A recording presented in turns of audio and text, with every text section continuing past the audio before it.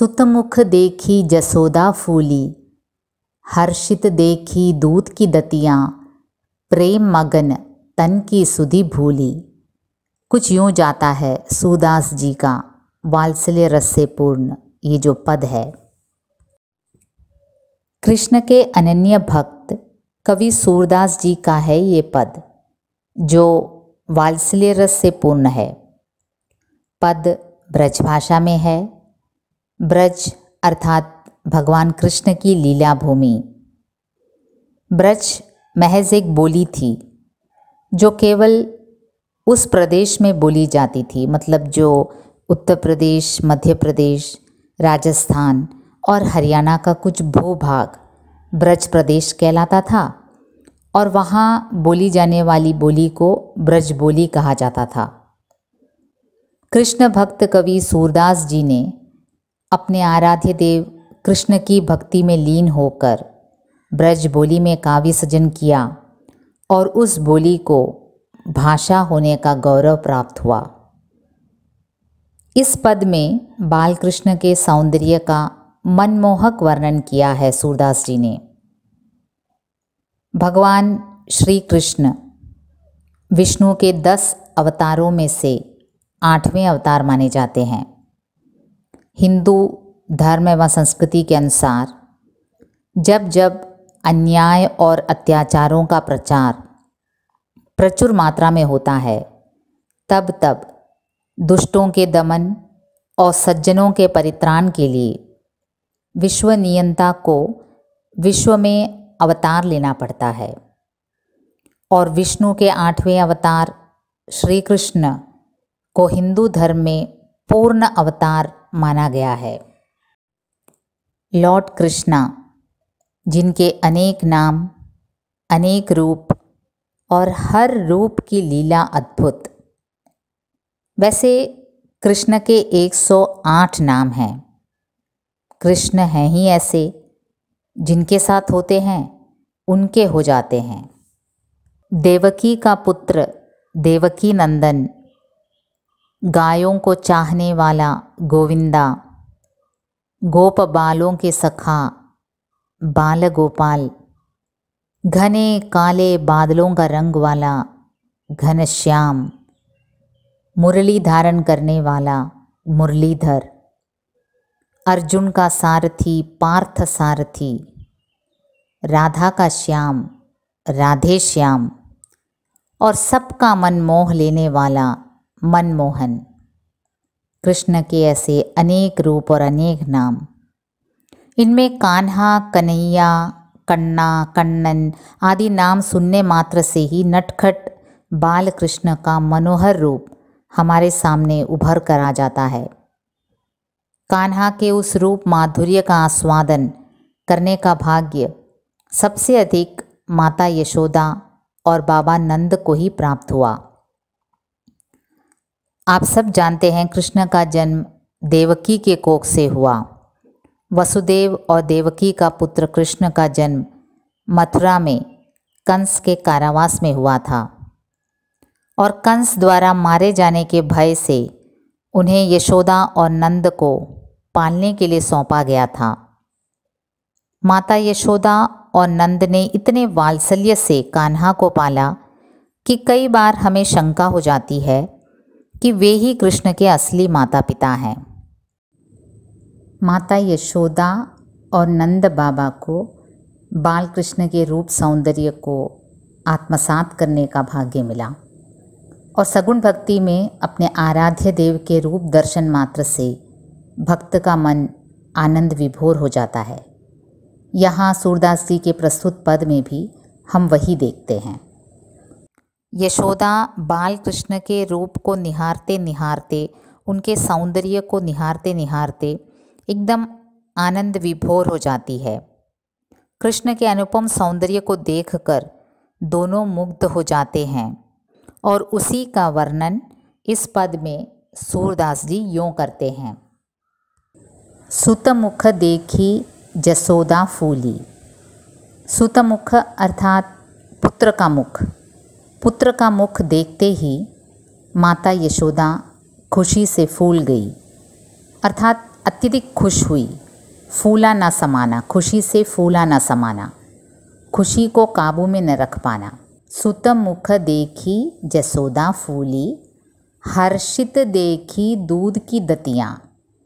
बच्चों के जब पहली बार दांत निकलते हैं जो काफ़ी सफ़ेद और मनोहर होते हैं, जो मिल्क टीथ हम कहते हैं, उन्हें देखकर माता पिता को भी काफ़ी आनंद मिलता है। दूध की दतियाँ मतलब दूध के जैसे सफ़ेद सफ़ेद दांतों को देखकर हर्षित हो जाती है। हर्षित देखी दूध की दतियाँ, हर्षित होना मतलब खुश होना। सुतमुख देखी जसोदा फूली, हर्षित देखी दूध की दतियाँ। प्रेम मग्न तनु की सुधि भूली, और तनु है जो प्रेम में इतनी मग्न हो गई कि अपनी सुध बुध खो बैठी। तनु अर्थात युवती यशोदा, जो बाल कृष्ण के दूध के दांतों की मनोहारिता देखकर इतनी प्रेम मग्न हो गई कि वो अपनी सुधि भूल गई। सुधि भूलना मतलब अपने आप को भूल जाना, एक अलौकिक धरातल पर पहुंच जाना जहां हम अपने आप को भूल जाते हैं। तो यहाँ सुतमुख देखी जसोदा फूली, हर्षित देखी दूध की दतियाँ, प्रेम मग्न तनु की सुधि भूली। सुतमुख को देखकर, पुत्र के मुख के सौंदर्य को देखकर जशोदा एकदम से खुशी से फूल गई। हर्षित देखी दूध की दतियाँ, दूध के जो दांत हैं उसकी मनोहारिता को देखकर वो हर्षित हो गई, काफ़ी खुश हुई। प्रेम मग्न हो गई और तनु अपनी सुधि भूल गई। तनु अर्थात यशोदा युवती अपनी सुध बुध खो बैठी, अपने आप को भूल गई। मतलब कि बाल कृष्ण के मनोहर मुख सौंदर्य को देखकर, वो छोटे छोटे दांतों को देखकर यशोदा माता अपनी सुध बुध खो बैठी। और उन्होंने क्या किया? बाहिर ते तब नंद बुलाए। नंद बाबा कहीं बाहर खड़े थे। यशोदा अपनी खुशी में नंद को भी शामिल करना चाहती थी। उन्होंने बाहिर ते तब नंद बुलाए, बाहर से नंद को बुलाया इस अनुपम दृश्य को देखने के लिए। बाहिर ते तब नंद बुलाए, देखो धो सुंदर सुखदाई। और कहती है देखो तो ये दृश्य कितना सुंदर और सुखदाई है, अर्थात सुख प्रदान करने वाला है यह मनोरम दृश्य। वो फिर कहती है तनक तनक सी दूध की दंतियाँ। तनक तनक अर्थात छोटे छोटे जो दूध की दंतियाँ हैं, दांत हैं, देखो नैन सुफल करो आई। यशोदा कहती है जो छोटे छोटे दांत हैं काना के, उनके दर्शन मात्र से आपके नयनों का होना सुफल होगा, मतलब आपके नयन धन्य होंगे। उन नयनों को मानो अच्छा फल, अर्थात वे कृतज्ञ हो जाएंगे। वो नयन, उनका होना सफल होगा। देखिए, सगुण भक्ति में आराध्य देव का रूप दर्शन मात्र भक्त के लिए काफ़ी महत्वपूर्ण है। और कवि सूरदास जी यही कहते हैं कि माता यशोदा और नंद बाबा को भगवान श्री कृष्ण का रूप दर्शन करने का काफ़ी सौभाग्य प्राप्त हुआ।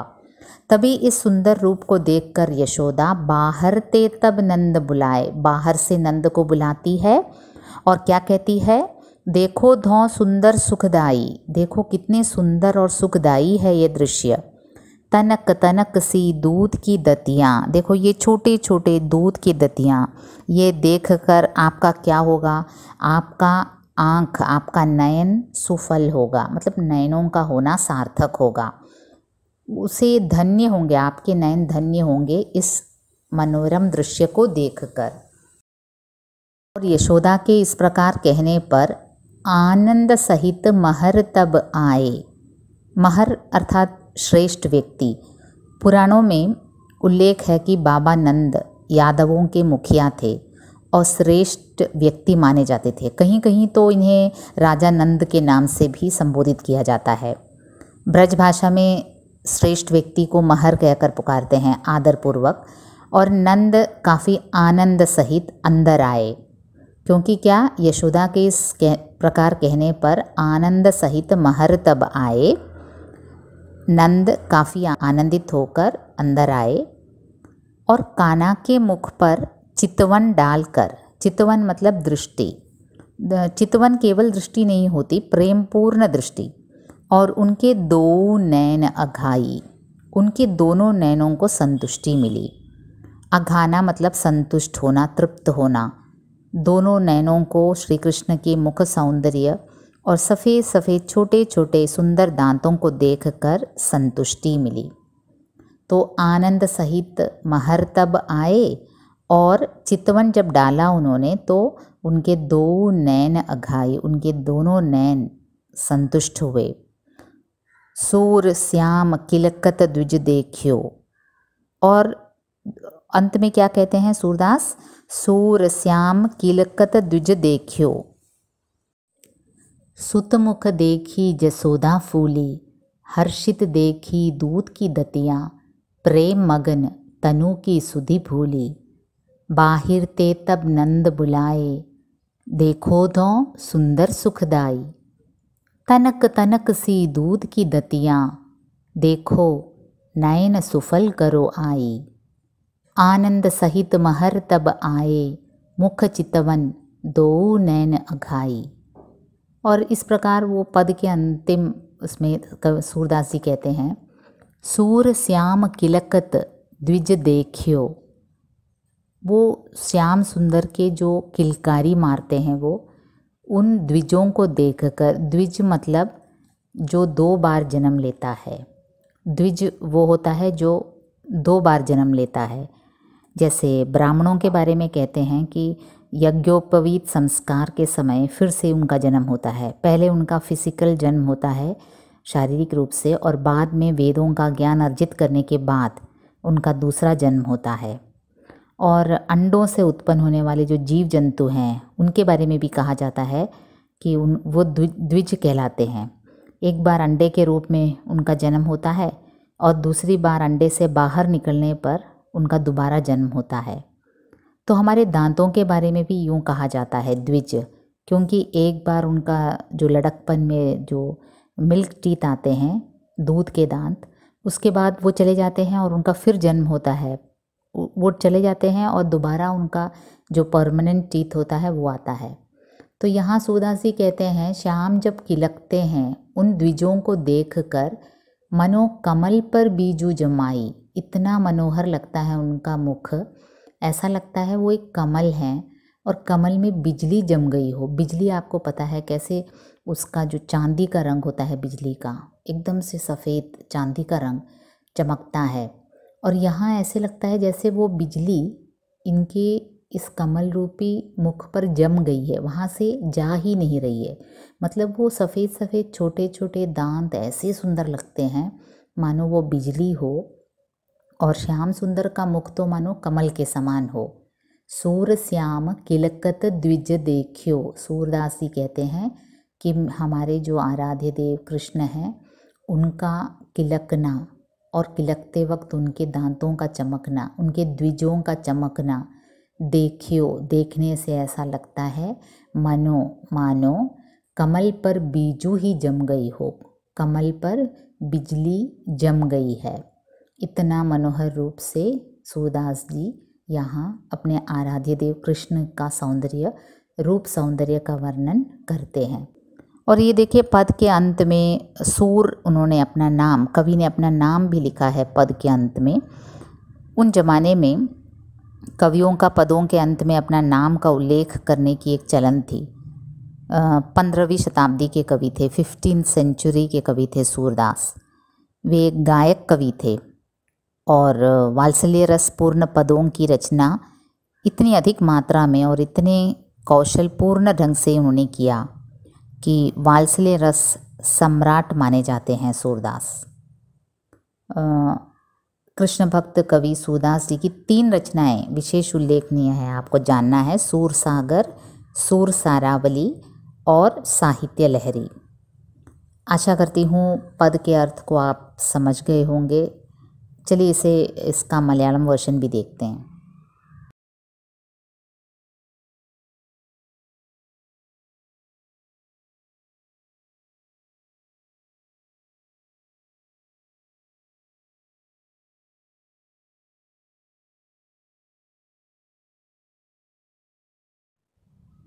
15-ാം നൂറ്റാണ്ടിലെ കൃഷ്ണഭക്തനായ ഒരു കവി സൂർദാസിൻ്റെ പദമാണിന്ന് നമ്മൾ ആസ്വദിക്കാൻ പോകുന്നത്. സൂർദാസിൻ്റെ വാത്സല്യവർണ്ണനം വിശിഷ്ടമാണ്. കൃഷ്ണഭക്തനായ സൂർദാസ് കൃഷ്ണൻ്റെ ബാലലീലകൾ വളരെ മനോഹരമായി ആണ് വർണ്ണിച്ചിരിക്കുന്നത്. അദ്ദേഹത്തിൻ്റെ പദങ്ങൾ മിക്കതും ബ്രജഭാഷയിലാണ്. ബ്രജ ആക്ച്വലി ഒരു ചെറിയ ബോലിയായിരുന്നു, ഡയലക്റ്റ് എന്ന് പറയും. ഒരു ചെറിയ ഏരിയയിൽ സംസാരിക്കുന്ന ഒരു ബോലിയായിരുന്നു ബ്രജ്. പക്ഷെ സൂർദാസ് തൻ്റെ ഈ പദങ്ങളിലൂടെ ആ ബ്രജ ബോലിക്ക് ഒരു ഭാഷയുടെ പദവി വരെ നൽകി. എന്നുവെച്ചാൽ അത്രയ്ക്ക് ഫേമസായി ഈ ബ്രജ്. അപ്പോൾ ഈ ബ്രജ് ഭാഷയിലായതുകൊണ്ട് ഈ പദം ഒറ്റനോട്ടത്തിൽ നോക്കുമ്പോൾ നിങ്ങൾക്കല്പം ബുദ്ധിമുട്ടായിട്ട് തോന്നും. പക്ഷേ വളരെ സിമ്പിളാണത്. അതിന് വലിയ ബുദ്ധിമുട്ടൊന്നുമില്ല ഇത് മനസ്സിലാക്കാൻ. നമുക്കറിയാം, കൃഷ്ണന് മഹാവിഷ്ണുവിൻ്റെ ദശാവതാരങ്ങളിലൊന്നാണ്. പൂർണ്ണ അവതാരമായിട്ടാണ് ഹിന്ദു പുരാണങ്ങളിൽ കൃഷ്ണനെ പറ്റി നമ്മൾ പറയാറ്. കൃഷ്ണന് 108 പേരുകളാണുള്ളത്. അതിൽ ചില പേരുകൾ നമുക്ക് വളരെ സുപരിചിതമാണ്. ഉണ്ണിക്കണ്ണൻ, ആലിലക്കണ്ണൻ, കേശു, വേണു, യദു, അമ്പാടി, മാധവ്, അങ്ങനെ നീണ്ടുപോകുന്ന നിര. അതിൽ തന്നെ കണ്ണൻ എന്ന പേര് കേൾക്കുമ്പോൾ തന്നെ ഉണ്ണിക്കണ്ണൻ്റെ കുസൃതികളാണ് നമുക്ക് പെട്ടെന്ന് ഓർമ്മ വരിക. കണ്ണൻ്റെ സാന്നിധ്യവും രൂപസൗന്ദര്യവും ആസ്വദിക്കാൻ ഏറ്റവും ഭാഗ്യം ലഭിച്ച ഒരു കൂട്ടരാണ് യശോദയും നന്ദഗോപാലും. യശോദ യഥാർത്ഥത്തിൽ കണ്ണൻ്റെ പെറ്റമ്മയല്ലായിരുന്നു. എന്നിരുന്നാലും വളരെയധികം വാത്സല്യത്തോടെയാണ് കണ്ണനെ അവർ വളർത്തിയത്. അപ്പോൾ പലപ്പോഴും നമുക്ക് സംശയം തോന്നും, യശോദ തന്നെയാണ് കണ്ണൻ്റെ അമ്മയെന്ന് നമുക്ക് തോന്നിപ്പോവും. ഈ പദത്തിലും കവി സൂർദാസ് യശോദയുടെ ആ ഭാഗ്യം, ആ സന്തോഷമാണ് രേഖപ്പെടുത്തുന്നത്. മകൻ്റെ പാൽ പല്ലുകൾ നോക്കി ലാലനയിൽ മുഴുകിയ യശോദ പുത്രസ്നേഹത്തിൽ സ്വയം മറന്നുപോകുന്ന ഒരു കാഴ്ചയാണ് ഈ പദത്തിലൂടെ സൂർദാസ് വരച്ചു കാട്ടുന്നത്. ഇപ്പം വാത്സല്യം രസം നിറഞ്ഞ ഈ പദം തുടങ്ങുന്നത് ഇങ്ങനെയാണ്: സുതമുഖ ദേഖി ജസോദ ഫൂലി. സുതൻ്റെ മുഖം കണ്ട്, പുത്രൻ്റെ മുഖം കണ്ട്, സൗന്ദര്യം കണ്ട് ജസോദ ഫൂലി, യശോദാമാത സന്തോഷം കൊണ്ട് നിറഞ്ഞു അവരുടെ മനസ്സ്. സുതമുഖ ദേഖി ജസോദ ഫൂലി. ഫൂലി എന്ന് പറഞ്ഞാൽ സന്തോഷം കൊണ്ട് നിറയുക, മനം നിറയുക. ഹർഷിത് ദേഖി ദൂത് കി ദത്തിയ. ദൂത് കി ദത്തിയ പാൽ പല്ലുകൾ. പാൽ പല്ലുകൾ, തിളങ്ങുന്ന പാൽ പല്ലുകൾ, നല്ല വെള്ള കുഞ്ഞു കുഞ്ഞു പാൽ പല്ലുകൾ കണ്ടിട്ട് ഹർഷിത്, ഹർഷിത് ഹോന വെച്ചാൽ സന്തോഷിക്കുക, വളരെയധികം ആനന്ദം കൊള്ളുക. പ്രേമ മകന് തനു കി സുധി ഭൂലി. ആ തനു, ആ യുവതി യശോദ പ്രേമ മകനയായി തൻ്റെ ബോധം വരെ അവർക്ക് നഷ്ടപ്പെട്ടു. എന്ന് വെച്ചാൽ തൻ്റെ ആ അലൗകികമായ സൗന്ദര്യം കണ്ട് അവരെല്ലാം മതിമറന്ന്. സുധി ഭൂല. സുധി ഭൂല എന്ന് വെച്ചാൽ തൻ്റെ അസ്തിത്വം തന്നെ മറക്കുക. അത്രയ്ക്ക് വാത്സല്യം നിറഞ്ഞ ആ മുഖം, സൗന്ദര്യം നിറഞ്ഞ മുഖം കണ്ട് ആ തനു, ആ യുവതി യശോദ എല്ലാം മറന്നു. എന്നുവെച്ചാൽ ഭക്തന് തൻ്റെ ആരാധ്യദേവൻ്റെ രൂപം ദർശനം കിട്ടുന്നത് തന്നെ അത്രയ്ക്ക് ഭാഗ്യമായിട്ടാണ് സഗുൺ ഭക്തിയിൽ കരുതുന്നത്. അപ്പോൾ ഇവിടെ മാതാ യശോദയ്ക്കാണ് ആ ഭാഗ്യം കിട്ടിയിരിക്കുന്നത്. സുതമുഖ ദേഖി ജസോദ ഫൂലി. സുതൻ്റെ മുഖം കണ്ട് യശോദ സന്തോഷം കൊണ്ട് നിറഞ്ഞു. ഹർഷിത് ദേഖി ദൂത് കി ദത്തിയ. പ്രേമ മകന് തനു കി സുധി ഭൂലി. ആ പാൽ പല്ലുകൾ കണ്ട്, ദൂത് കി ദത്തിയ, പാൽ പല്ലുകൾ കണ്ട് അവർ വളരെയധികം സന്തോഷിക്കുകയും പ്രേമ മകന് തനു കി സുധി ഭൂലി.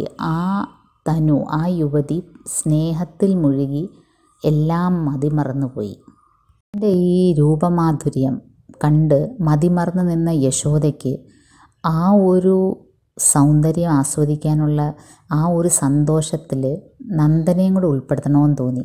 തൻ്റെ ഭർത്താവായ നന്ദൻ വെളിയിൽ നിൽക്കുകയായിരുന്നു. ബാഹിർ തേ തബ് നന്ദ ബുലായെ. അദ്ദേഹത്തെ വെളിയിൽ നിന്ന് അകത്തേക്ക് വിളിച്ചു. ബാഹിർ തേ തബ് നന്ദ ബുലായെ. ബാഹിർ എന്ന് വെച്ചാൽ വെളിയിൽ നിന്ന് നന്ദനെ അകത്തോട്ട് വിളിക്കും. ദേഖോ ധോ സുന്ദർ സുഖദായി, നോക്കൂ എന്ത് ഭംഗിയുള്ള മുഖം. സുഖദായി, ഈ ഒരു രൂപം കണ്ടിട്ട് സുഖദാന, എത്രമാത്രം സന്തോഷമാണ് ലഭിക്കുന്നത്. നോക്കൂ, നമ്മുടെ ഈ പുത്രൻ്റെ മുഖം ദർശിക്കുന്നത് മാത്രമേ, ആ ദർശന സുഖം കൊണ്ട് തന്നെ എന്തുമാത്രം ആനന്ദമാണ് നമുക്ക് ലഭിക്കുന്നത്. തനക്ക് തനക്ക് സി ദൂത് കി ദത്തിയ, തനക്ക് തനക്ക് വളരെ ചെറുത്, കുഞ്ഞു കുഞ്ഞു പല്ലുകൾ. ദൂത് കി ദത്തിയ, ചെറിയ ചെറിയ പാൽ പല്ലുകൾ. ദേഖോ നയന സുഫൽ കരോ ആയി, നോക്കൂ ഈ കുഞ്ഞു കുഞ്ഞു പാൽ പല്ലുകളുടെ സൗന്ദര്യം കണ്ടിട്ട് താങ്കളുടെ നയനങ്ങൾക്ക് സുഫലമാകൂ. എന്നുവെച്ചാൽ ആ നയനങ്ങളുടെ അസ്തിത്വം തന്നെ അതിനൊരു സാർത്ഥകമാക്കൂ, അതിനൊരർത്ഥം വരട്ടെ. ആ കണ്ണുകൾക്ക് ഈ ദർശനം മാത്രം, ഈ ദർശനം, ഈ രൂപ ഭംഗി കണ്ടിട്ട് താങ്കളുടെ കണ്ണുകൾക്കും അതിനുള്ള തൃപ്തി വരട്ടെ. തനക്ക് തനക്ക് സി ദൂത് കി ദത്തിയ, ചെറിയ ചെറിയ കുഞ്ഞു കുഞ്ഞു പല്ലുകൾ കണ്ടിട്ട് നോക്കൂ, നന്ദനോട് പറയാണ് നിങ്ങളുടെ കണ്ണുകൾക്കും ഒരു സാഫല്യം, ജന്മസാഫല്യം വരട്ടെ. സുതമുഖ ദേഖി ജസോദ ഫൂലി, ഹർഷിത് ദേഖി ദൂത് കി ദത്തിയ, പ്രേമ മഗൻ തനു की सुधि भूली, बाहिर ते तब नंद बुलाए, देखो धो सुंदर सुखदाई, तनक तनक सी दूध की दतियाँ, देखो നയന സുഫൽ കരോ ആയി. ഇത്രയും പറഞ്ഞു കഴിഞ്ഞ് ആനന്ദ സഹിത് മഹർ തബ് ആയേ, യെ സുൻകർ ആനന്ദ സെ ഫൂൽക്കർ, വളരെയധികം സന്തോഷവനായി ആര് കയറി വരുന്നു? മഹർ. മഹർ എന്ന് പറയുമ്പോൾ ഇവിടെ നന്ദനെ യാദവകുലത്തിലെ പ്രമാണിയായിട്ടാണ് നന്ദനെ പുരാണങ്ങളിൽ പറയുന്നത്. ചില സ്ഥലങ്ങളിൽ നന്ദരാജാവെന്ന് വരെ പറയുന്നുണ്ട്. അത്രയ്ക്ക് ശ്രേഷ്ഠ വ്യക്തിയായിരുന്നു നന്ദ്. അപ്പോൾ ബ്രജഭാഷയിൽ ശ്രേഷ്ഠ വ്യക്തികൾക്ക് കൊടുക്കുന്ന ഒരു പദവിയാണ് മഹർ. അപ്പോൾ ആനന്ദ സഹിത് മഹർ തബ് ആയി, ഇത് കേട്ടിട്ട് വളരെയധികം സന്തോഷം വാനായി മഹർ അകത്തേക്ക് കയറി വരും. മുഖ ചിത്തവന ദോനേന് അഘായി, എന്നിട്ട് ആ കൃഷ്ണൻ്റെ കണ്ണൻ്റെ മുഖം ചിത്തവൻ എന്ന് വെച്ചാൽ ഒരു നോട്ടം, വെറും നോട്ടമല്ല, സ്നേഹം വാത്സല്യം കൊണ്ടുള്ള നോട്ടം. ആ മുഖത്തേക്കൊന്ന് നോക്കിയപ്പം തന്നെ ദോനേന് അഘായി, രണ്ട് കണ്ണുകൾക്കും സന്തോഷമായി, തൃപ്തിയായി. നന്ദൻ്റെ ആ രണ്ട് കണ്ണുകൾക്കും സാഫല്യം ലഭിച്ചു. ആ ഒരു ദൃഷ്ടിയിൽ തന്നെ, ആ ഒരു വാത്സല്യം നിറഞ്ഞ സ്നേഹം നിറഞ്ഞ ദൃഷ്ടിയിൽ തന്നെ നന്ദൻ്റെ രണ്ട് കണ്ണുകളും അഘായി എന്ന് വെച്ചാൽ തൃപ്തരാകുക, വളരെയധികം തൃപ്തരാകുക. സുതമുഖ ദേഖി ജസോദ ഫൂലി, ഹർഷിത് ദേഖി ദൂത് की दतियाँ, प्रेम मगन तनु की सुधि भूली, बाहिर ते तब नंद बुलाए, देखो धो सुंदर सुखदाई, तनक तनक सी दूध की दतियाँ, देखो नयन सुफल करो आई, आनंद सहित महर तब आए, मुख चितवन दो नयन अघाई. ഇത്രയും കഴിഞ്ഞിട്ട് ആ പദത്തിലെ അന്തത്തിലേക്ക് വരികയാണ്. സൂരശ്യാമ കിലക്കത്ത് ദ്വിജ് ദേഖ്യോ, മനോ കമൽ പർ ബീജു ജമായി. സൂർദാസ് പറയാണ്, ശ്യാമസുന്ദരൻ്റെ ആ ഒരു ചിരി, കിലക്കത്ത് എന്ന് വെച്ചാൽ ആ ഒരു പാൽ പുഞ്ചിരി, അത് ദ്വിജ് ദേഖ്യോ, ദ്വിജ് എന്നുദ്ദേശിക്കുന്നത് രണ്ട് ജന്മം എടുക്കുന്നവർ. നമ്മൾ ബ്രാഹ്മിൺസിനെ പറ്റി പറയാറുണ്ട്. ഹിന്ദു വർണ്ണവ്യവസ്ഥയിൽ അവരാദ്യം ഫിസിക്കലി ഒരു ജന്മം എടുക്കും, പിന്നെ വേദങ്ങളുടെ അറിവ് നേടിക്കഴിഞ്ഞൊരു സ്പിരിച്വൽ ജന്മം അവർക്കുണ്ടെന്ന് പറയും. പിന്നെ ഈ മുട്ടയിൽ വിരിയുന്ന, ഇപ്പോൾ പക്ഷികളെ പറ്റി പറയാറുണ്ട്. ആദ്യം ഒരു അണ്ടത്തിൽ വിരിയുമ്പോൾ ഒരു ജന്മവും, പിന്നെ മുട്ടയിൽ നിന്ന് വിരിഞ്ഞ് വരുമ്പം വേറൊരു ജന്മവും. അങ്ങനെ ഇവിടെ ഉദ്ദേശിക്കുന്നത് പല്ലുകളെയും ദ്വിജ് എന്ന് പറയാറുണ്ട്. എന്ന് വെച്ചാൽ അവർക്ക് രണ്ട് ജന്മമാണ് പല്ലുകൾക്ക്. ആദ്യം മിൽക്ക് ടീത്ത് വരും, പാൽപ്പല്ല്, അത് കഴിഞ്ഞ് നമുക്ക് പെർമനൻറ്റ് ടീത്ത് വരാറുണ്ട്. അപ്പോൾ ഇവിടെ സൂർദാസ് പറയുന്നത്, ആ കിലക്കത്തെ ദ്വിജ് ദേഖ്യോ, ആ ചിരിക്കുന്ന പല്ലുകൾ കണ്ടിട്ട്, മനോ കമൽ പർ ബീജു ജമായി, അതിൻ്റെ ഭംഗി എങ്ങനെയാണ്? താമരയുടെ മുകളിൽ മിന്നൽ വന്ന് പതിച്ച് അവിടെ അങ്ങ് ഉറച്ചു പോയതുപോലാണ്. താമര ഇവിടെ കണ്ണൻ്റെ മുഖമാണ്. മുഖം താമരയെപ്പോലെ മനോഹരവും, അതിൽ ആ വെളുത്ത തിളങ്ങുന്ന പല്ലുകൾ. മിന്നൽ നമുക്കറിയാം വെള്ളി നിറമാണ്, മിന്നലിന് നല്ലൊരു വെള്ള നിറമാണ്. ആ മിന്നൽ വന്ന് താമരയിൽ പതിച്ചങ്ങ് അവിടെ അങ്ങ് ഇരുന്ന് പോയതുപോലെയാണ്. ജമായി എന്ന് വെച്ചാൽ അവിടെ അങ്ങ് ഉറച്ചു പോവുക, അവിടെ അങ്ങ് ഇരുന്ന് പോവുക. അപ്പോൾ താമരയാകുന്ന മുഖത്ത് ഈ പാൽപ്പല്ലുകൾ ഇങ്ങനെ ചിരിക്കുമ്പോൾ ആ പാൽപ്പല്ലുകളുടെ ഭംഗി മിന്നലിൻ്റെ സൗന്ദര്യം പോലെയാണെന്നാണ് സൂർദാസ് പറയുന്നത്. അപ്പോൾ ഇവിടെ ശ്രദ്ധിച്ചാണ് നിങ്ങൾ ആ ലാസ്റ്റ് വാക്യത്തിൽ സൂറ് തൻ്റെ പേര് ചേർത്തിട്ടുണ്ട്. ആ 15-ാം നൂറ്റാണ്ടിൽ അങ്ങനെ ഒരു രീതി ഉണ്ടായിരുന്നു. കവികൾ തൻ്റെ പദങ്ങളിൽ എവിടെയെങ്കിലും തൻ്റെ പേരൂടെ ചേർത്തിട്ട് പറയുന്ന ഒരു രീതി ഉണ്ടായിരുന്നു. അപ്പോൾ ഇവിടെ ഈ സൂർ എന്ന് ഉദ്ദേശിക്കുന്ന സൂർദാസിനെ തന്നെയാണ്, കവിയാണ്. സൂർദാസ് ഈ നന്ദനും യശോദയും ഉണ്ണിക്കണ്ണൻ്റെ സൗന്ദര്യം കണ്ട് അവരുടെ നയനങ്ങൾക്ക് സുഖം കിട്ടുന്ന കണ്ട് സൂർദാസ് പറയാണ് തൻ്റെ ആരാധ്യദേവനെ പറ്റി. കൃഷ്ണൻ്റെ വളരെയധികം ഭക്തനായിരുന്നു സൂർദാസ്. അപ്പം സൂർദാസ് ആ രൂപസൗന്ദര്യത്തെ പറ്റി പറയുന്നത് ഇങ്ങനെയാണ്: ആ ഒരു ചിരി കണ്ടാൽ നമുക്ക് തോന്നും താമരയുടെ മുകളിൽ മിന്നൽ വന്ന് ഉറച്ച് ഇരുന്ന പോലെയാണെന്ന്. അപ്പം നിങ്ങൾ ഈ പദം നിങ്ങൾക്ക് മനസ്സിലായി കാണുമെന്ന് പ്രതീക്ഷിക്കുന്നു. ഇത് ബ്രജഭാഷയിലായതുകൊണ്ട് ആദ്യം ഒറ്റനോട്ടത്തിൽ അല്പം ബുദ്ധിമുട്ടാണെന്ന് തോന്നും. പക്ഷേ അതിനർത്ഥം മനസ്സിലായി കഴിയുമ്പോൾ അത് വളരെ സിമ്പിളാണ്. അപ്പോൾ അടുത്ത എപ്പിസോഡിൽ നെക്സ്റ്റ് ഇതിൻ്റെ പദമായിട്ട് വരാം. അതുവരേക്കും നന്ദി, നമസ്കാരം.